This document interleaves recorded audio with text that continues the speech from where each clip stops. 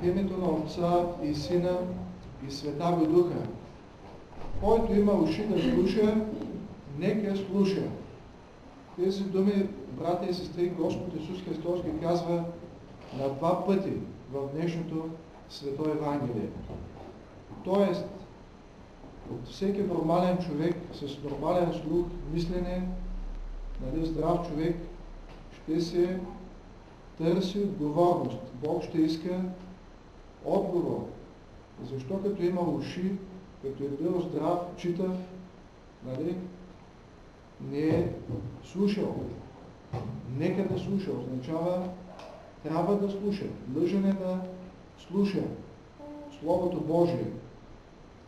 Както сме длъжни да знаем в гражданските закони, че е престъпление да се краде, да се лъжесвидетелства, да се убива и така нататък. Още повече трябва да знаем Словото Божие, най-вече Новия Завет. Ето, самия Исус Христос го казва на два пъти. Значи това е нещо много сериозно. Но даже и да не го казва Господ Исус Христос, който търси Бога, братя и сестри, търси смисъла на живота. Това е най-интересното. Най-интересната личност коя е? Кой е всемогъщия? Кой е най-богатия? Кой е с неограничени възможности? Кой е най-любящия? Кой е най-мъдрия? Господ Бог. И той разказва притчата за сеяча, която се припомнихме днеска. Семената хвърляни на камък, поникват, но изсъхват, понеже нямат корен. Сеяча, това е Господ, а семената са Словото Божие, което свещениците и всеки, който разпространява Христовата вяра, е сеяч, хвърля божествените семена.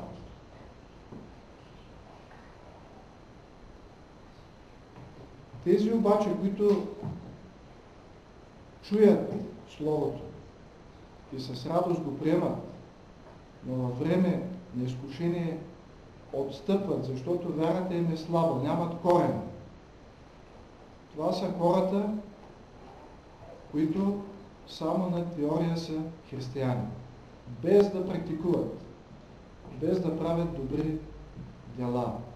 Харесвам църквата, харесвам Словото Божие, харесвам да отидат в рая, харесвам да получат Божията помощ, но не вършат добри дела и вярата им не може да пусне здрави корени.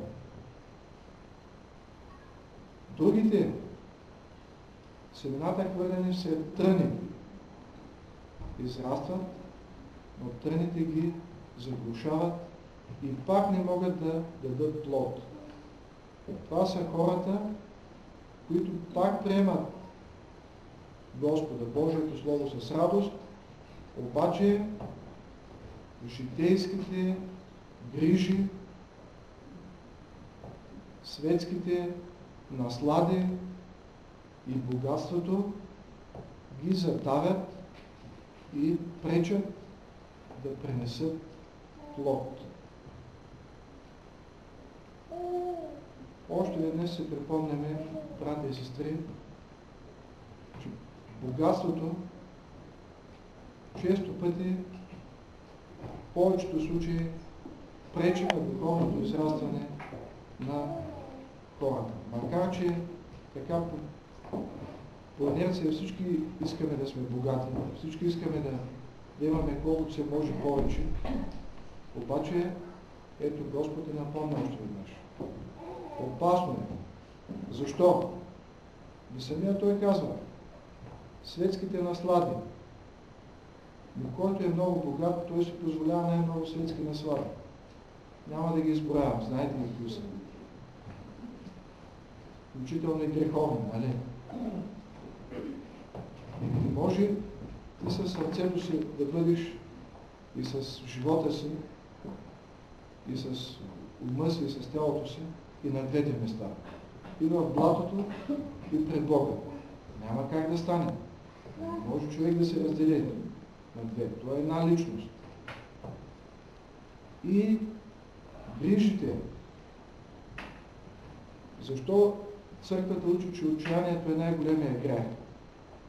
Ами защото прекалената угриженост, прекалената унилост води до отчаяние. Това означава, че ние не вярваме в Божията помощ, не вярваме в Божията сила, в Божията любов.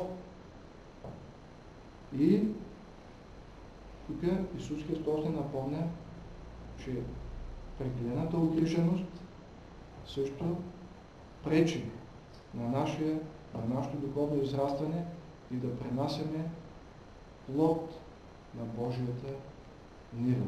Ето тук пеем на всяка света литургия. Иеровимската песен, която казва така накрая: всяка грижа оставете, за да приемете царя на всичко, царя на всичко, когато небесните сили тържествено носят. Значи, когато сме на молитва, забравяме за грижите, колкото и големи да са. Когато лягаме да спим и се молим, оставяме грижите, за да се починем. Сутринта, като си кажем молитвите, почваме да се грижим, да свършим това и това. Но не да граничат нашите грижи с... Нека те да бъдат така едно работно, естествено напрежение, но не да бъдат, да не водят към отчаяние. Това пречи на духовното израстване. И последния случай, вече когато семето падне на добра земя.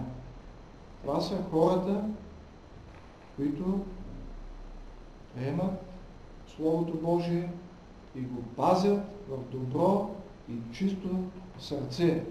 И тези хора пренасят плод стократен. Едно зърно, посято порастват 100. Не е много трудно, нали?